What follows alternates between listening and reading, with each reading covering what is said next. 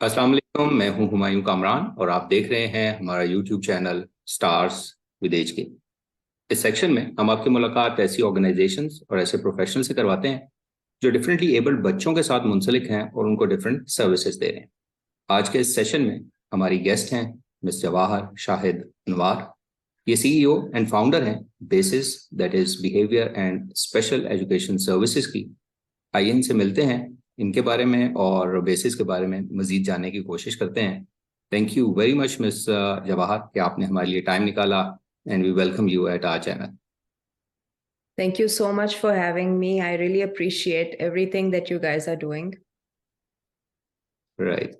तो मिस जवाहर, सबसे पहले हम यहीं से शुरू करते हैं। हम चाहेंगे कि आप बहुत से लोग पहले से आपको जानते होंगे और बहुत से ऐसे होंगे जिनके लिए क्योंकि नए पेरेंट्स आते रहते हैं, तो बिल्कुल। बेसिस का थोड़ा तारुफ करा दें हमें। आप लोग कब से काम कर रहे हैं और पाकिस्तान में कहाँ कहाँ पर मौजूद हैं, तो फिर हम जी। आगे चलते हैं। एक्चुअली मैं तो आई मूव टू शिकागो। में शिकागो में मेरा घर है। 2001 में आई मूव टू शिकागो। मेरी सारी पढ़ाई यहीं से है। मेरा एमएस भी, मेरा डॉक्टरेट भी, और अब जो मेरा बोर्ड सर्टिफिकेशन है बिहेवियर एनालिसिस में। दरमियान में थोड़े अरसे के लिए मैं 2016 से 17 से सॉरी 14 से लेकर 17 तक I went to Dubai, and वहां जाके भी मैंने एक क्लिनिकल सेटिंग ड्राइव के नाम से खोली थी, just so that we are closer to Pakistan. बच्चे भी बड़े हो रहे थे। लेकिन अब ये जो बेसिस है, that is something that I started in 2017।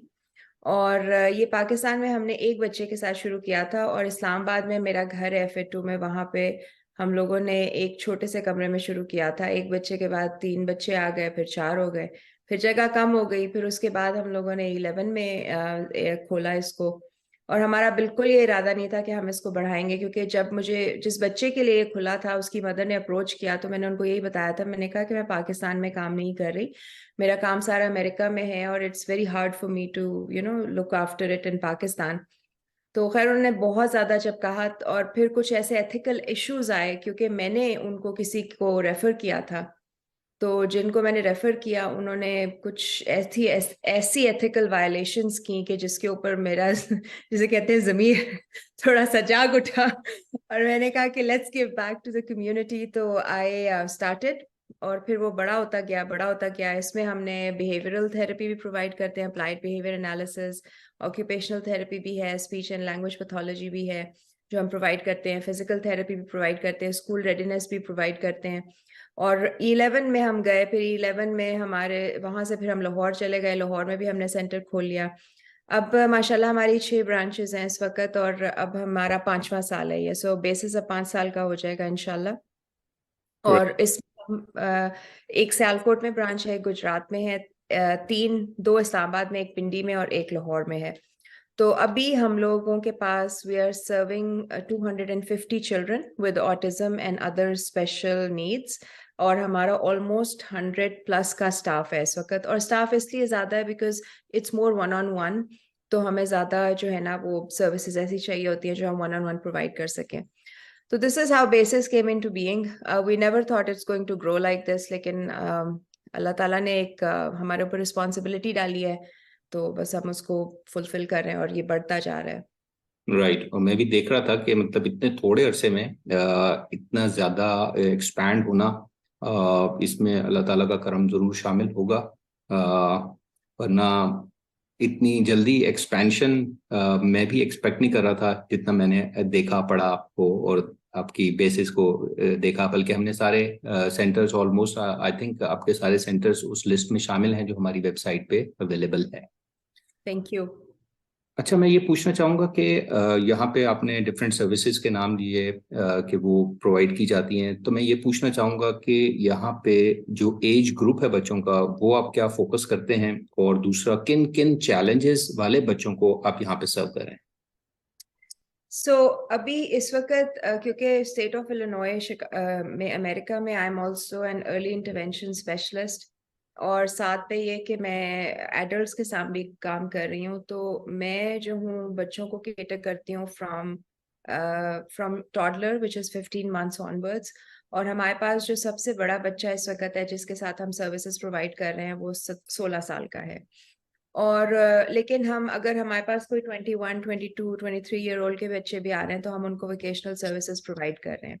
इसमें मैं ये भी ऐड करती चाहूँ कि मैंने क्योंकि हम लोग अमेरिका में ये होता है कि हम पहले यहाँ पे स्पेशल स्कूल्स हो रहे थे जिसमें कि हर बच्चा जो था उसको सेपरेट क्लासरूम में लेके जा रहे थे और सेपरेट उनके स्कूल्स थे। लेकिन रिसेंटली जो है ना अब मैंडेटेड बाय लॉ हो गया है कि we have to have everybody in inclusion setting.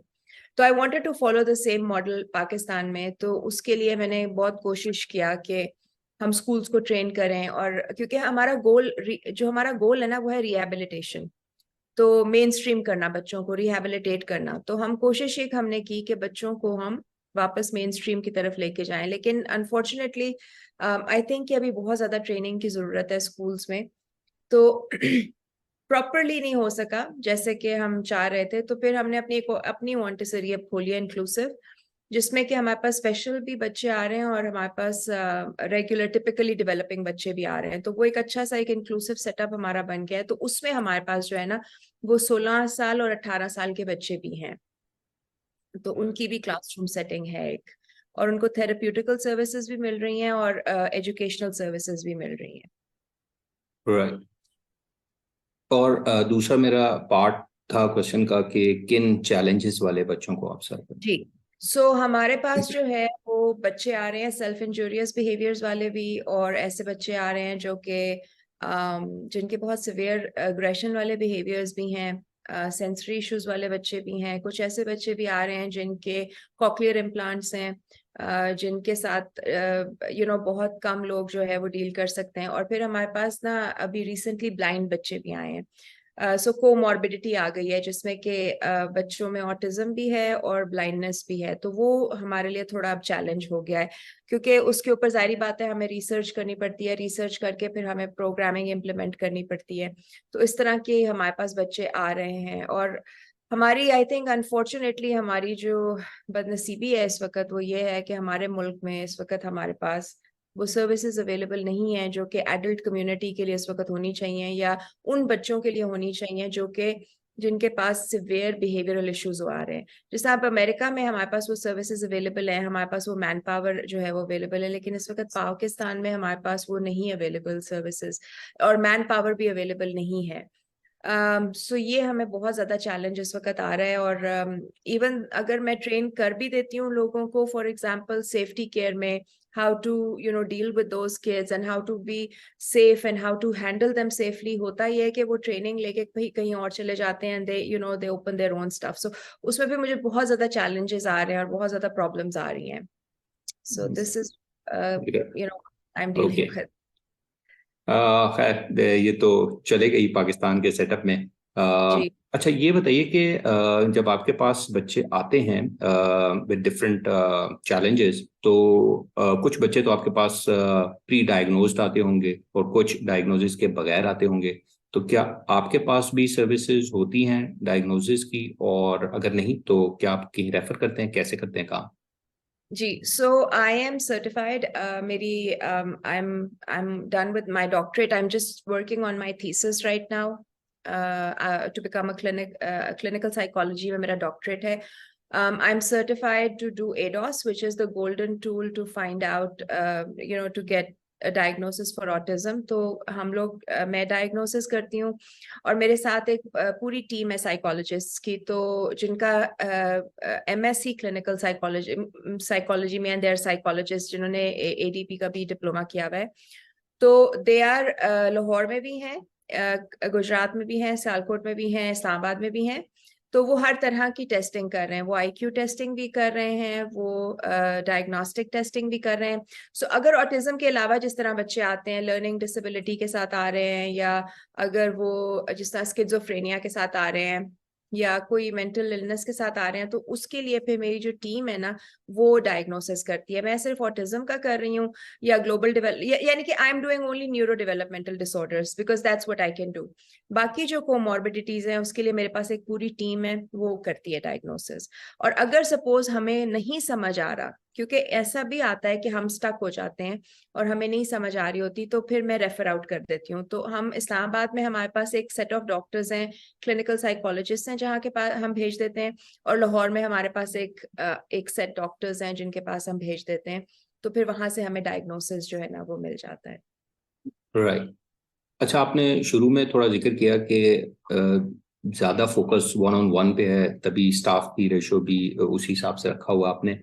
तो मैं ये पूछना चाहूँगा कि जिस तरह डेवलपमेंटल डिलेज या न्यूरो, जिस तरह आपने बात की, ऑटिज्म और ADHD एंड सो ऑन, इसमें वन ऑन वन के अलावा सोशलाइजेशन पे भी काम जरूरी होता है। तो वन ऑन वन के अलावा ग्रुप सेशन या उसकी तरफ कैसे, मैं जानना चाह रहा हूँ कि आपका मोड ऑफ ऑपरेशन अगर थोड़ा सा एलेबोरेट किया जाए मजीद। अच्छा, उसमें ऐसा है कि जब बच्चे हमारे पास इनिशियली आते हैं तो हम उनकी सबसे पहले तो उनकी वन ऑन वन थेरेपीज होती हैं, जिसमें कि उनमें प्री रेक्विजिट स्किल्स हम बिल्ड करते हैं। यानी कि उनको बैठना आना चाहिए, आई कांटेक्ट होना चाहिए, they should have pre attending skills. Aahista Aahista जैसी उनकी स्किल्स जो है वो बिल्ड होती जाती हैं, तो हम उनको सोशल ग्रुप्स में लेके जाना शुरू करते हैं। तो हर ABA का सेशन या OT का सेशन या स्पीच का सेशन जब एंड हो रहा होता है, तो उससे पहले 5 या 10 मिनट हम बच्चों को एक ग्रुप में लेके आते हैं, और हमने बकायदा जो है ना एक स्किल असेसमेंट की होती है, जिसे कहते हैं सोशल स्किल्स असेसमेंट। उसमें हम उनके कॉमन गोल्स निकालते हैं और उनके सोशल स्किल्स के गोल्स के ऊपर काम करते हैं।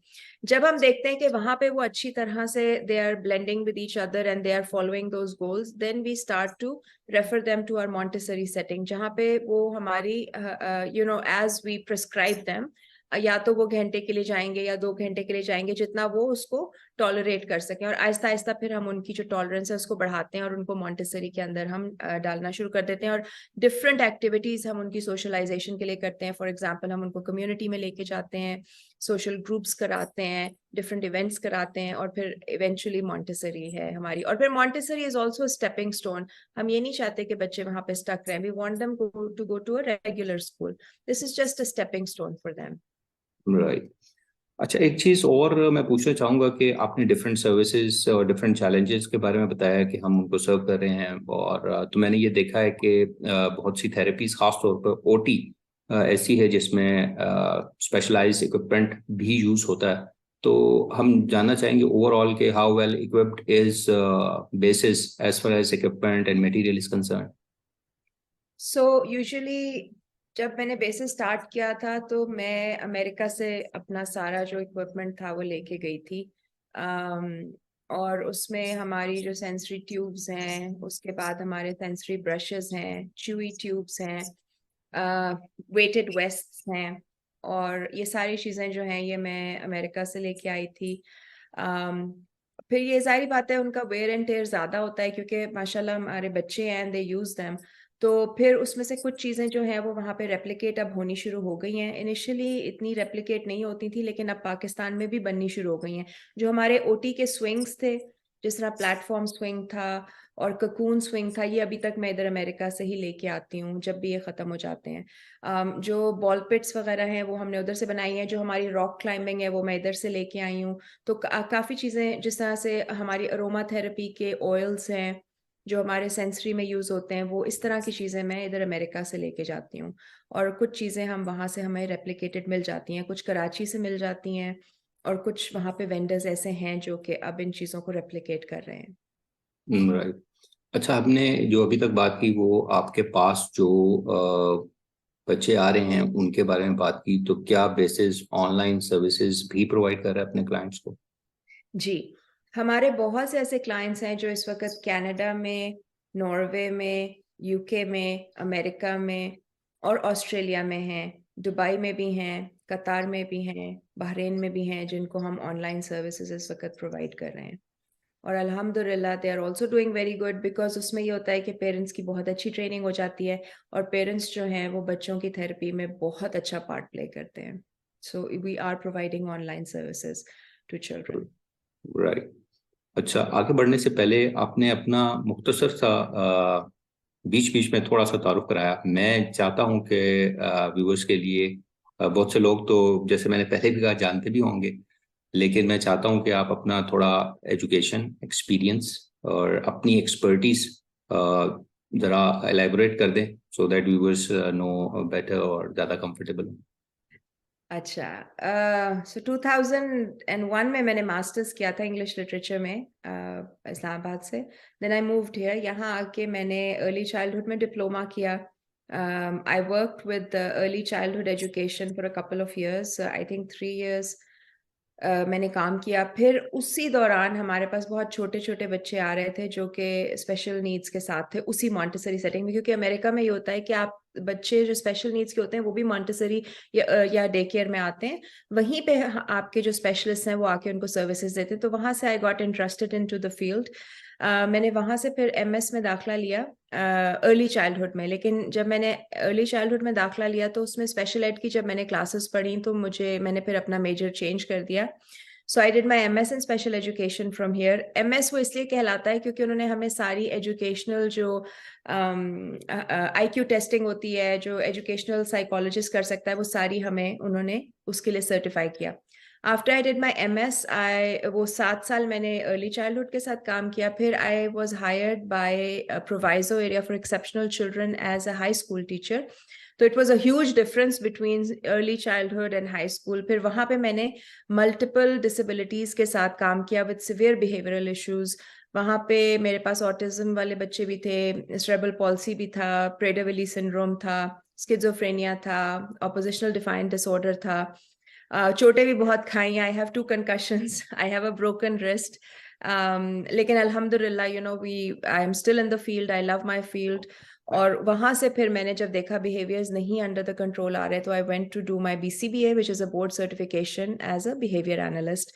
आई फिनिश दैट, और उसी साथ parallel I took admission in my doctorate degree for clinical psychology. तो my doctorate degree is from California, and I've been doing it for a long time. Inshallah Ta'ala, I'll be finished this year. This is my experience. And then I've worked with young children. I've done in-home ABA therapy बच्चों के साथ। मैंने school setting में भी काम किया हुआ है। मैंने as an advocate for children भी काम किया। और अब मैं ज़्यादातर एडल्ट्स के साथ इधर अमेरिका में काम कर रही हूँ, जिसमें कि स्किज़ोफ्रेनिया आ जाता है, स्किज़ोअफेक्टिव आ जाता है, पैरानोया आ जाता है, और अभी डिमेंशिया के साथ मैं बहुत ज़्यादा काम कर रही हूँ, और ऑटिज्म के साथ, इंटेलेक्चुअल डिसेबिलिटी के साथ बहुत काम कर रही हूँ। और उनकी एज जो है वो बिटवीन 21 to 70-80 में भी चले जाते हैं लोग। लेकिन उसके अलावा जो है ना, मेरी जो अपनी कंपनी है आवर्स यहाँ पे और पाकिस्तान में, उसमें हम छोटे बच्चों के साथ काम कर रहे हैं, जिसमें कि अर्ली इंटरवेंशन आ जाती है। तो मेरा एक्सपीरियंस जो है वो काफ़ी वास्ट है, and it's almost 23 years now that I have been in the field. तो this is my right, introduction. Thank you very much कि मुझे भी कुछ चीज़ें नहीं पता थी, वो आज पता चल गई। अच्छा, थैंक ये बताइए कि आपका जो सेंटर है बेसिस, हम अगर उसको ऐसे आपसे पूछें कि उसकी कोई यूनिक फीचर, कोई खसूसियत जिसको आप हाईलाइट करना चाहें। बहुत से सेंटर हमें बता रहे होते हैं अपनी खसूसियत, तो अगर हम आपसे पूछें तो how will you respond that? Basis is my baby, and इसको बड़े हमने खून पसीने के साथ सींचा है, और हम इसमें बहुत ऑनेस्टी के साथ और एथिक्स के साथ काम करते हैं। और आप मेरे सेंटर में जाकर किसी भी मेरे थेरेपिस्ट से पूछ लें कि मैम जवाहर कब नाराज होती हैं तो मैम जवाहर उस वक्त नाराज होती हैं जब कोई बच्चा रो रहा हो, या कोई बच्चा जो है उसकी जरूरत प्रॉपरली पूरी ना हुई हो, या फॉर एग्जाम्पल उसके प्रोग्राम में कोई प्रॉब्लम आए। So I am very much involved in basis, and very much मैंने अपने आप को इन्वेस्ट किया हुआ है इसमें, and it's like a purpose. So I think this is it. So हम सब बहुत मेहनत से काम करते हैं इसमें, और जितने भी मेरा स्टाफ है उनको बिल्कुल मैं अपने बच्चे बुलाती हूँ, और दे नो कि what is my mission and my vision, that we have to serve exceptional lives, so they try to run it as my vision. Right, staff की बात हुई तो हम ये पूछना चाहेंगे कि जब आप नया टीम मेंबर ऐड कर रहे होते हैं तो एजुकेशन एक्सपीरियंस के अलावा क्या चीज़ आप देख रहे होते हैं कि ऐसा बंदा या ऐसी बंदी आपको चाहिए? सबसे पहले तो हमारे जो सेट ऑफ क्वेश्चंस होते हैं उसमें हम एम्पैथी भी देखते हैं, हम उनकी सिंसेरिटी भी देखते हैं, फिर हम ये देखते हैं कितना हार्ड वर्किंग है, फिर हम सारी बातें उनकी नॉलेज हम देखते हैं, डिफरेंट सिनारियोज उनके सामने रख के देखते हैं कि भाई इस सिनारियो में आप क्या करेंगे, इस सिनारियो में आप क्या करेंगे। जब हमें लगता है कि वो उस हमारी स्कूल ऑफ थॉट को फॉलो कर रहे हैं, देन वी हायर देम। फिर उसके बाद भी उनकी ट्रेनिंग होती है, उनकी इंडक्शन होती है एक proper. After their induction almost a month लगता है उनकी इंडक्शन में। आफ्टर दैट इंडक्शन जो है फिर हम उनका फील्ड टेस्ट लेते हैं, then we hire them. Right. और जो वंस यू हायर देम, तो मैंने ये देखा है कि इस फील्ड में regular training, updates and educational upgradation की जरूरत पड़ती रहती है। तो उसके लिए कैसे काम करती हैं? उस पर बिलीव भी करती तो होंगी आप अपनी एजुकेशन पे इतना जोर दे रही हैं, तो स्टाफ की एजुकेशन पे भी जोर देती होंगी। नहीं नहीं, हम लोग कॉन्स्टेंटली अपने स्टाफ को एजुकेट कर रहे हैं, and I am very proud of my staff. माशाल्लाह, मेरे स्टाफ में जब से हम लोगों ने शुरू किया है, तो मेरे स्टाफ में से ऑलमोस्ट 6 to 7 लोग जो है ना, उन्होंने बोर्ड सर्टिफिकेशन जो है वो अपना पास, लाइक अपना exams, they took the whole course work and माशाल्लाह बेसिस स्पॉन्सर्ड देम। तो हम लोगों के ऑलमोस्ट 6 to 7 लोग जो हैं उन्होंने BCBA का कोर्स वर्क कंप्लीट कर लिया है। और and I focus and emphasise on that, because अगर वो नहीं पढ़ेंगे तो वो बच्चों के लिए इम्प्रूवमेंट नहीं ला सकते। जिसमें से 2 हमारे पास इस वक्त लाहौर में है, हमारे पास 4 इस्लामाबाद में है, और उसमें से एक BCBA भी बन चुकी है, और 3 जो है वो IBA का एग्जाम अभी राइट करने लगे हैं, और 2 और हैं जो कि अभी they are in the process. उसके अलावा जितनी हमारी टीम है उन सबको, जब अभी रिसेंटली आप शायद आपको भी पता होगा कि RBT खत्म हो गया और IBT जो है वो स्टार्ट हो गया है, तो उसकी पूरी ट्रेनिंग स्टाफ को मैंने दोबारा से दी है। और उसके अलावा हमारी जो है ना एजुकेशनल हर वक्त ट्रेनिंग्स होती रहती हैं। अब जिस तरह मॉन्टेसरी की जो हमारी टीचर है, वो हमारी हर महीने हमारी एक सैटरडे को टीचर्स की ट्रेनिंग होती है। हम लोग कॉन्स्टेंटली जो है वो ABA में, क्योंकि because I am the master at ABA, so what I do is के हम कॉन्स्टेंटली अपने स्टाफ को एजुकेट करते रहते हैं, और हम कॉन्स्टेंटली आर्टिकल्स जो है ना, जो रिसर्च और पीयर रिव्यूड जर्नल्स आर्टिकल्स होते हैं, वो हम कॉन्स्टेंटली फैलाते रहते हैं कि भाई अब आप ये पढ़ें, अगर आपको ये बच्चे की प्रॉब्लम आई है, let's read it, let's discuss it. तो हम लोगों ने एक माहौल ही ऐसा बनाया हुआ है कि जो like it's an educational institute. और जो IBT के भी जो हमारे पास स्टूडेंट्स इस वक्त आ रहे हैं, उन सबको हम जब सुपरवाइज भी कर रहे हैं ना, तो वो भी, उनको भी हम पढ़ाते हैं वहां लाके। तो बल्कि एक एक मदर है, वो कह रही थी, वो शिकायत कर रही थी मेरी एक जो हमारी डायरेक्टर है उनको, कि मैम जवाहर इतना पढ़ाती क्यों है अपने स्टाफ को। तो तो फिर उन्होंने कहा कि वो चाहती हैं कि सब मैम जवाहर बन जाए, ताकि बच्चों के लिए बेहतर से बेहतर हो जाए। तो we really really emphasise on education and training at our centre all the time, right. And they train in everything. So for example, अगर हमारा OT और स्पीच है, they are getting trained in ABA, because जब तक उनको behaviour management नहीं आएगी, वो अपना काम OT और स्पीच का सही तरह से नहीं कर सकते। अगर कोई स्पीच की ट्रेनिंग हो रही है तो मैं ABA के स्टाफ को हमेशा बिठाती हूँ, इसी तरह OT में। So we do it like everybody is collaborating with each other. Right. तो ये स्टाफ की ट्रेनिंग पे तो जोर दिया जा रहा है, तो पेरेंट्स को भी ट्रेनिंग की बहुत ज़्यादा गाइडेंस की ज़रूरत है, तो उसकी तरफ भी जोर देते हैं आप? जी बिल्कुल, हम उसकी तरफ भी देते हैं। हमारी जो ट्रेनिंग्स होती हैं, ये अब IBT जो ट्रेनिंग्स हो रही हैं, I am also the ambassador for IBAO, which is the international behaviour analyst organisation. उसकी मैं, I am the ambassador for Pakistan, so I am also representing them in Pakistan. और उसका भी सारी इंफॉर्मेशन जो है वो, और साथ में जो हमारी ट्रेनिंग्स होती हैं RBT की, IBT की, they are free for all Basis parents. तो हर महीने जब हमारी ट्रेनिंग होती है, हम सारे पेरेंट्स को उसमें इंक्लूड करते हैं, उनको वो ट्रेनिंग्स देते हैं। ये तो खैर हो गई ना एक जनरल ट्रेनिंग। उसके अलावा हम क्या करते हैं कि जो बच्चों के प्रोग्राम्स होते हैं उसके ऊपर हम पेरेंट्स को ट्रेन करते हैं। और अमेरिका में ना, there is research has suggested that every child needs at least 40 hours of ABA therapy per week, ठीक है, and which shows improvement basically, that's evidence based। तो उसमें हमने क्या किया है कि हमने अब, क्योंकि पाकिस्तान में, UAE में, मिडिल ईस्ट में, it's very hard for parents to do 40 hours, because affordable ही नहीं है, और ना इंश्योरेंस इसको कवर कर रही हैं। तो हमने जो मॉडल बनाया वो ये बनाया है कि अगर आप 10 घंटे बच्चे को हफ्ते में ला रहे हैं सेंटर, या अगर आप उसको 5 घंटे के लिए ला रहे हैं, तो बाकी के जो 35 आवर्स हैं या 30 आवर्स हैं, वो आपने घर पे करने हैं, ठीक है। तो जो प्रोग्राम हमने बनाया हुआ है उस पे हम पेरेंट्स को ट्रेन कर देते हैं कि हम तो इधर कर रहे हैं ना इसको in a setting which is contrived, जो कि हमने बनाई हुई है, लेकिन जो आपने करना है ना वो आपने नेचुरलिस्टिक सेटिंग में करना है। सो फॉर एग्जाम्पल, अगर हमने मैचिंग कराई बच्चे को और हमने उसको सिखाया है potato to potato, apple to apple, तो आप उसको in the home environment, even if he's in the kitchen, you can just match a regular apple to a regular apple, a potato to a potato, so that you are doing it constantly in the environment. So हम parents को हमारा model ही पूरा ये है कि 5 to 10 hours at the center and the rest the parents have to do it at home. So we are constantly training the parents also. Right.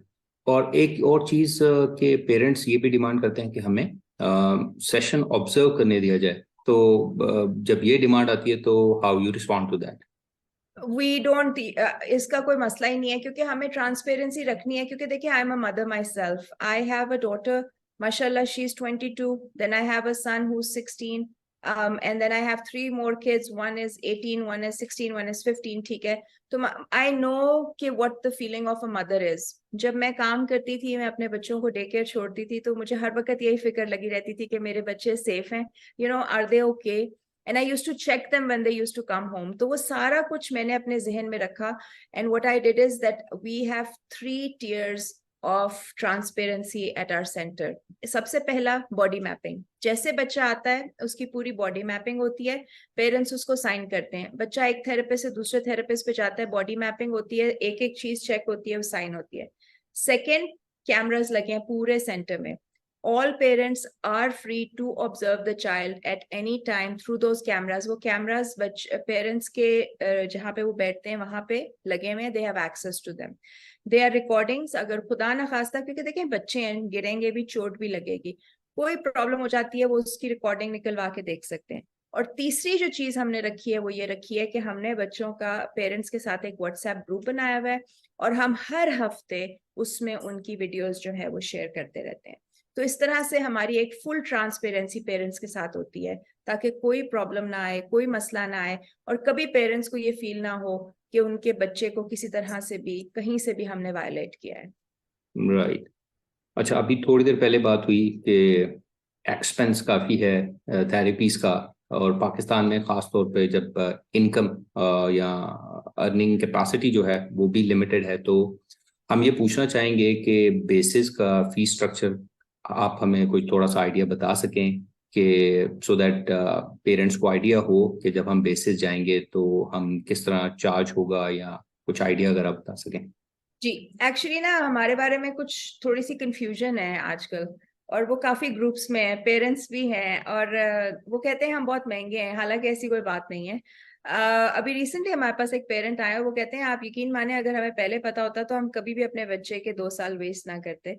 तो हमारा एक स्लाइडिंग स्केल है, हमारी जो प्राइस है वो किसी भी ऑर्गेनाइजेशन जितनी होगी जो कि पर आवर चार्ज करते हैं, लेकिन हमारा एक स्लाइडिंग स्केल है। और वो स्लाइडिंग स्केल ये है कि सपोज अगर एक पेरेंट आते हैं और वो आके हमें ये कहते हैं कि हमारी ये अफोर्डेबिलिटी है, तो हम उनसे कहते हैं कि आप हमें बिल्स दिखा दें, और आप हमें अपने लाइक एक बैंक स्टेटमेंट दे दें, बिल्स दे दें, घर का किराया दे दें, ये वो, और उसके मुताबिक हम उनकी जो फीस है उनको हम एडजस्ट कर देते हैं। Not only that, we also have packages. एक तो है ना 1-on-1 कि हम लाइक पर आवर, जिस तरह आप शिफा है या कोई और इस तरह की हॉस्पिटल्स हैं, दे चार्ज पर आवर, ठीक है ना। एक तो हमारा एक स्टैंडर्ड पर आवर रेट है, उसके अलावा हमारे पास पैकेजेस हैं पेरेंट्स के लिए। फिर थर्ड पे हम जाके जो है ना हम स्लाइडिंग स्केल पे जाते हैं। If the parents can not afford, we only charge as per their salaries. And third lastly, we have a lot of kids who are going for free at basis, and alhamdulillah basis जो है वो उनको support करता है। और ये अल्लाह ताला का बड़ा एहसान है हमारे ऊपर कि हमें अल्लाह ताला ने इतना दिया है कि हम उन बच्चों को सपोर्ट कर सकते हैं। सो ऐसी कोई बात नहीं है, we are not at all expensive. You should come visit us, and we try to help and support everybody who comes to us. And this is for all branches. Although जो सियालकोट और गुजरात की ब्रांच है वो हमारी franchise है, it's not our own. They were parents who used to come to Lahore and Islamabad, और वो काफी बड़े इंडस्ट्रियलिस्ट्स हैं, लेकिन क्योंकि वो फैमिली के साथ बार बार लाहौर जाना, इस्लामाबाद जाना बहुत मुश्किल था उनके लिए, तो उन्होंने कहा कि मैम अगर आप इजाजत दें तो हम जो है यहाँ पे can we open with your collaboration? I said sure. So they've opened it, we supervise them, and we are very happy to do that because they're serving the community around them. So it's for everybody. Right. There's a sliding scale for all of our branches. Right, चलें, आपने काफ़ी clear किया, लेकिन एक चीज़ मैं पूछना चाहूँगा कि जो आपकी स्टैंडर्ड फीस है, अगर उसके बारे में आप बता सकें, और क्योंकि बाकी तो आप स्लाइडिंग है और depending on the capacity of the parents वो थोड़ा बहुत ऊपर नीचे हो सकता है, तो एक स्टैंडर्ड पैकेज या स्टैंडर्ड कुछ आइडिया बता सकेंगे आप? जो हमारे पैकेजेस हैं, I think there is a package जिसमें कि मेरे, क्योंकि I don't deal with them, my assistants deal with them, so there is a package in which there is ABA and speech 5 days a week, and that is for 25,000 a month. Then there is another one जिसमें कि I think everyday speech है, everyday OT है, everyday ABA है, and that goes to 45, I think. And then there's another one जिसमें कि I think 2 ABA हैं और रोज speech है और रोज I think ABA है, and that is 60+. So इस तरह के हमारे पैकेजेस हैं. राइट, वो असल में काफ़ी वेरिएशन है, बट फेयर इनफ के पेरेंट्स को कुछ आइडिया इससे हो सकता है। अच्छा, एक चीज़ मैं ये पूछना चाहूँगा आपसे कि आप क्या एडवाइस करती हैं पेरेंट्स को कि जब वो किसी ऐसे सेंटर का सेटअप का इंतखाब कर रहे हों, सिलेक्ट कर रहे हों, तो किन चीज़ों पे फोकस करना चाहिए उन्हें? That's a very difficult question. I think कि पेरेंट रिव्यूज आपको देखने चाहिए, कि जो पेरेंट्स उधर जा रहे हैं उनके क्या रिव्यूज हैं. दूसरा, आपको वहाँ की फैसिलिटी में देखना चाहिए कि आपका बच्चा वहाँ पे सेफ होगा. And I think cameras are really good because अब मेरा ख्याल से जैसे जैसे वक्त गुजरता जा रहा है, बहुत ज्यादा लोगों को ना लाइक आगाही आ रही है. लाइक पहले पेरेंट्स इतनी ज्यादा मुझसे क्वेश्चनिंग नहीं करते थे, लेकिन अब आहिस्ता आहिस्ता दे आर गेटिंग माशाल्लाह माशाल्लाह very educated. So question always, जिसे कहते हैं ना कि हेल्दी स्केप्टिसिज्म होना चाहिए सब में, तो they should always ask questions. Cameras is a very good plus, and a lot of centers mashallah is having cameras now. And then make sure that wherever your child is going, people are open to talking with you. ये ना हो कि बच्चा ले जाएं और बस बंद कर दें, क्योंकि I've heard stories of that also. I've heard all kinds of stories. Also, you should know the credentials of the therapists that are working with your children, because over the years what I've seen is कि बहुत ज़्यादा quacks जो है वो build up हो गए हैं और they don't know anything about the field. और वो अब for example एक therapist है, वो ABA भी कर रहा है, स्पीच भी कर रहा है, OT भी कर रहा है, तो ऐसा तो एक थेरेपिस्ट नहीं हो सकता ना. So we have to look into all of these things. And parent reviews हम देखें. एक वेबसाइट ऐसी होनी चाहिए जिसके ऊपर सब हर सेंटर के रिव्यूज आने चाहिए, उसके मुताबिक फिर हम डिसाइड करें. देखिए, पाकिस्तान में होते हुए काफ़ी टेक्निकल है ये रिव्यूज और व्यूज वाला जो है, उसकी ऑथेंटिसिटी को मेंटेन करना भी काफ़ी मुश्किल है. I agree with you. अच्छा, मेरे लिए चीज कोड बनाना बहुत मुश्किल हुआ है. सही बात, राइट. अच्छा, एक चीज आपने शुरू में जिक्र की, इंक्लूसिव मॉन्टेसरी जो आपने स्टार्ट की है, तो मैं ये जानना चाहूँगा पाकिस्तान के सिनेरियो में कि हम बहुत से सेंटर्स इंक्लूसिव एजुकेशन की बात तो करते हैं, उसका फ्रेज और वर्ड्स भी यूज़ करते हैं अपने सेटअप के लिए, तो आप अपने जो सेटअप है उसको इंक्लूसिव कैसे और क्यों कहते हैं? और दूसरा, ये जो आपने जिक्र किया था कि इंक्लूसिव मॉन्टेसरी, ये आपने स्टार्ट किधर की है, कौन सी वाली ब्रांच में स्टार्ट की? सो हमने ना सारी ब्रांचेस में हमारे पास एक एक कमरा है फॉर इंक्लूसिव, लेकिन जो हमारी इस्लामाबाद वाली E11 वाली ब्रांच है ना, वो पूरी ब्रांच इंक्लूसिव की है, मॉन्टेसरी की. How is it inclusive? Because उसमें हमारे पास स्पेशल नीड्स जो हमारे बच्चे जो थेरेपी ले रहे हैं वो भी हैं, और साथ में रेगुलर बच्चे भी हैं जो टिपिकली डेवलपिंग बच्चे होते हैं. लेकिन अनफॉर्चुनेटली जो मुझे दुख है जिस चीज़ का, वो ये है कि हम अपने बच्चे नहीं शेयर करते स्पेशल नीड्स के साथ. और ये ये दुख ही रहेगा मुझे, क्योंकि मैंने बड़ी कोशिश की 2 सालों से कि मैंने इवन फ्री कर दिया कि free nursery, free day care, लेकिन फिर भी लोग नहीं लाए अपने बच्चों को. फिर आहिस्ता आहिस्ता टीचर्स अपने बच्चों को लाना शुरू कर दिया, कुछ सिपलिंग्स आने शुरू हो गए, कुछ हमारे हम लोगों ने ही एक दूसरे की हेल्प कर दी, तो हमारे पास टिपिकल बच्चे भी आ गए.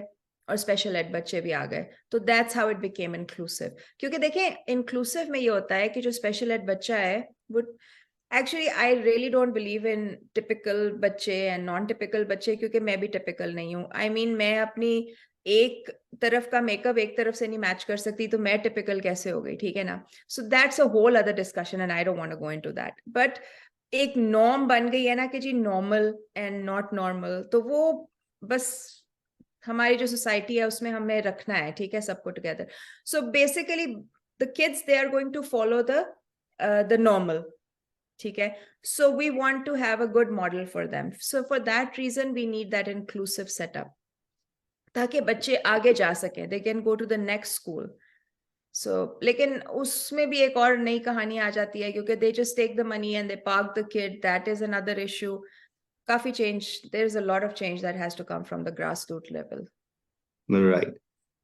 We are almost at the end of interview. हमारे पास तो 3 मिनट हैं सिर्फ। मैं एक लास्ट क्वेश्चन पूछना चाहूंगा, थोड़ा सा शायद मजीद दुखी हो के या शायद खुशी हो कि वो हम, आप क्या समझती हैं कि जो हमारे प्रोफेशनल्स हैं ओवरऑल इस रिहैब फील्ड के, उनमें आपको किस चीज की कमी नजर आती है जिस पे काम करने की अभी बहुत जरूरत है? कमी कमी इस चीज की नजर आती है कि हमारा जो, देखें, हमारी गवर्नमेंट हमें बहुत हेल्प कर सकती है, and I think that if we get supported we can do a lot better, ठीक है। इस वक्त हर बंदा जो है ना वो अपने तरफ से कोशिश कर रहा है, लेकिन हमें इकट्ठा करने के लिए ना एक वो नहीं, लाइक हमें एक प्लेटफॉर्म नहीं मिल रहा है इस वक्त। So I think that everybody should try कि हमें सपोर्ट मिले। I know it's a long shot, अभी बहुत सी चीजें हैं, बहुत से हूप्स हैं जिसके थ्रू हमने जंप करना है, लेकिन इफ वी स्टार्ट, और अगर हम एविडेंस बेस्ड काम करना शुरू करें, तो जो ऐसे सेंटर्स हैं जिनमें लोग बैठे हुए हैं जो कि जिनको कुछ नहीं आता, जो क्वैक्स हैं, वो बंद हो जाएं, जो अच्छे सेंटर्स हैं वो चलते रहें, और हम सब कोलैबोरेशन के साथ चलें। क्योंकि हम ये ना सोचें कि हम सही हैं, हम ये सोचें कि हम इकट्ठे एक बच्चे के साथ किस तरह काम कर सकते हैं, एक फैमिली के साथ किस तरह काम कर सकते हैं। सो ये सारे लैक्स है, यानी कि हमारी सोसाइटी भी लैक करती है एम्पैथी में, एक्सेप्टेंस में, हमारी गवर्नमेंट भी लैक करती है और हम भी लैक करते हैं। We have a long way to go, ठीक है। So there are a lot of that we need to work on. Okay जी, थैंक यू। इसी लास्ट मैसेज और एडवाइस के साथ we are at the end of our interview. So mister Jawahar, आपका दोबारा बहुत शुक्रिया कि आपने टाइम निकाला, और वी होप कि ये इंफॉर्मेशन जो आपके बारे में, आपके इदारे के बारे में हमें दोबारा से मिली है, तो it will be helpful for parents and care givers. So thank you. Thank you so much, take care. इसी के साथ हम आप सबसे भी इजाज़त चाहेंगे। नेक्स्ट सेशन में एक नए गेस्ट के साथ आपकी खिदमत में दोबारा हाजिर होंगे। Until then, take care and अल्लाह हाफिज। अल्लाह।